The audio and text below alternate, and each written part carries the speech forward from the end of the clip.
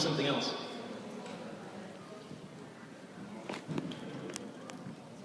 So this is the Kiosk Dam.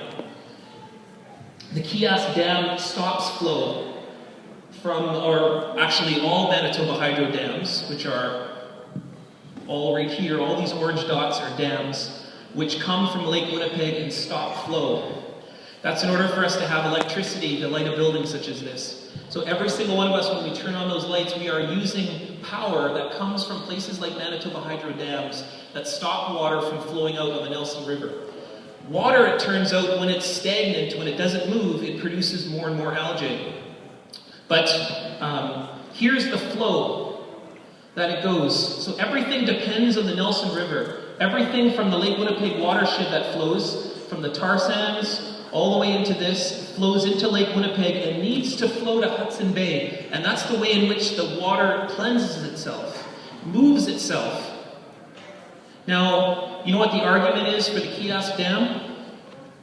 Because I testified at the Clean Environment Commission to the judges, to the, not the judges, the commissioners, and that the argument that Manitoba Hydro is making is that there's no treaty rights here, there's no treaty claims here, because people in First Nations territories, they didn't have a sense of science.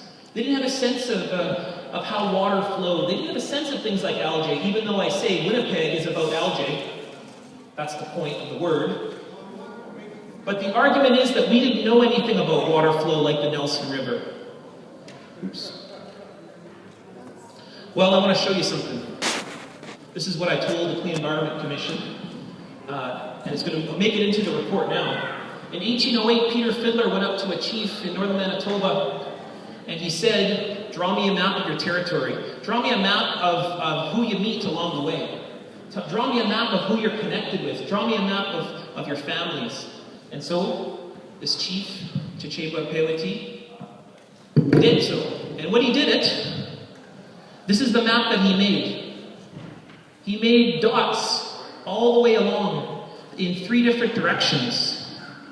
And he says, there right here is Cumberland House, the paw. There's the paw, and right up there is Split Lake. And what he was saying was, what was he saying? What are all the surface? They're lakes and the rivers. This is how you get to this place. And he was standing at Cumberland House, meeting, and he says, this is how I get home to Split Lake. I can go one of 3 directions. What he was talking about was this. You want to say we didn't know the water flow?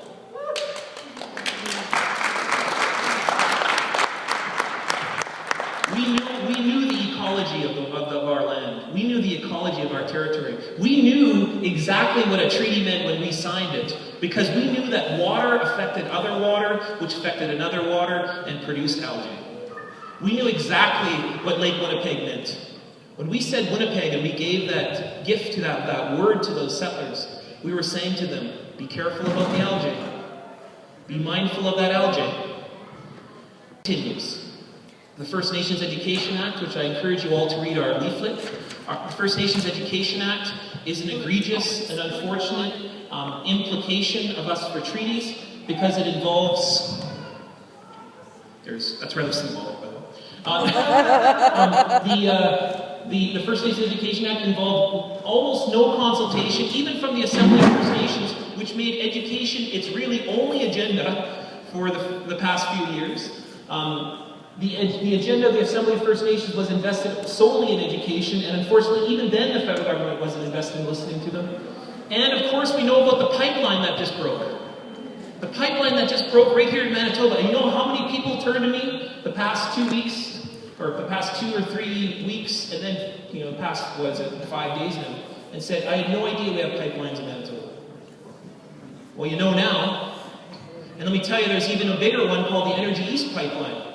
The Energy East Pipeline, which is what that little skirmish was at University of Winnipeg the other day, that little situation was led to because the Energy East Pipeline needs to be built further, is what the argument is, and that it needs to be built from Montreal through Mi'kmaq territory all the way east. Well, I can just imagine how the people at LC Bucktup are going to respond to that. Never mind the other, many other pipelines that exist throughout the country. The question is what are we going to do about it?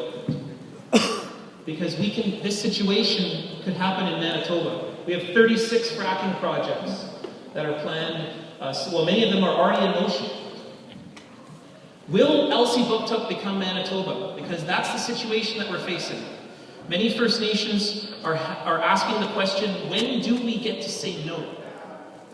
And when I say to my students, I say that is a really powerful moment. It is a powerful moment now because First Nations are asking the most important question of all, is when do we get to say no? The Prime Minister says never. And that's why you create a situation such as Elsipogtog. Because we're given gifts. We're given gifts right now. And those gifts are pipelines. Those gifts are that sick Lake Winnipeg. Those gifts are dams. Those gifts are situations where we're facing critical situations involving life. Those gifts are water spilt on the floor. Sorry, Michael and Margaret, the is going to do that. I just get all riled up, eh?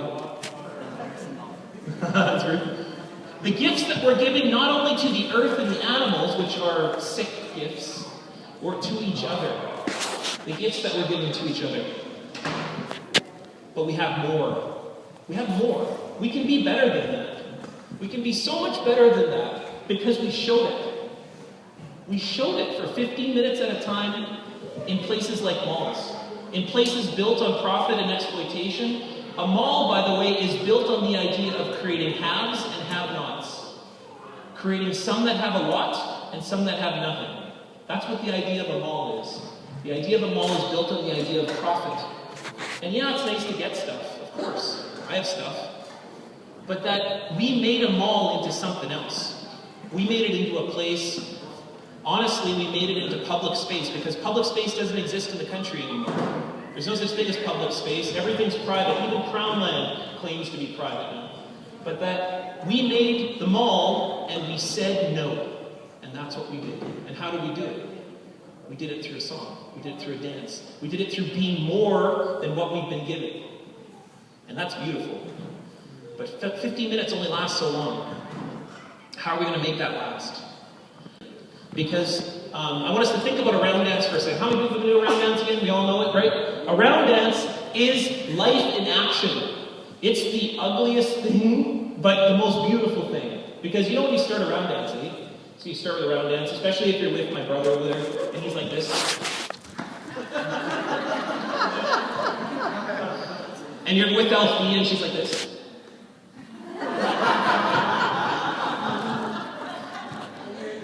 And I'm in the middle, I'm just like... Because a round dance is the most difficult thing to figure out. You have to get up there, you have to then choose to dance. Nobody can dance for you. I can't make somebody dance. You have to choose to dance. That's an important thing to think about. Second is, after you have to choose to dance, you have to figure out the ways in which things are pulling and pushing all at the same time. You have to make a choice to get to figure out someone for minutes at a time. 15 minutes the dance takes. You're pushing and pulling and you're figuring things out. You're figuring out of very different people. You may have somebody over here who's dancing one way, dancing over another way. One person's moving fast, one person's moving slow, but you gotta figure it out.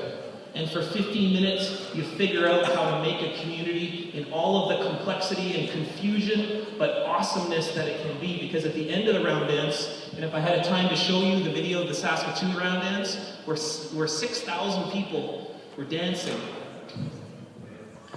It's incredible. It's incredible because it's movement in action, and people are having fun, and they're figuring each other out. And there's nothing pretty about it, because it's unity.